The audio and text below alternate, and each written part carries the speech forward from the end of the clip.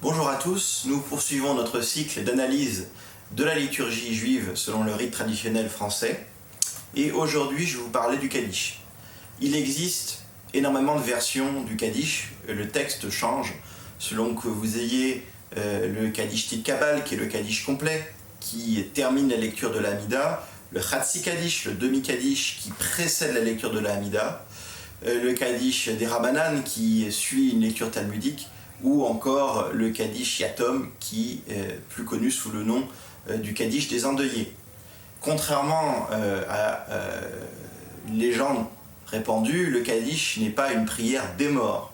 Comme vous l'avez compris, il en existe plusieurs versions. Le Kaddish est une prière de sanctification du nom de Dieu, par lequel nous magnifions le nom de l'Éternel. Le Kaddish est donc récité et chanté selon des formules très différentes en fonction de la fête, en fonction du moment, en fonction de savoir si nous sommes Shabbat ou pas Shabbat. Et aujourd'hui, vous allez entendre l'air du Kaddish. Du Tal, ou Kaddish de la rosée.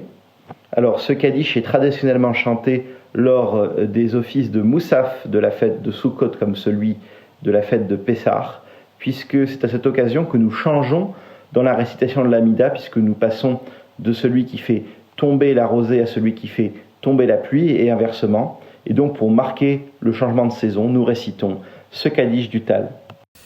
Cet extrait est celui du recueil de Jules Franck, qui est donc le grand compilateur du rite français. Et l'extrait que vous allez entendre a été donné lors d'un concert de l'ensemble vocal Kol Nidré à l'Institut national des jeunes aveugles au mois de mars 2023.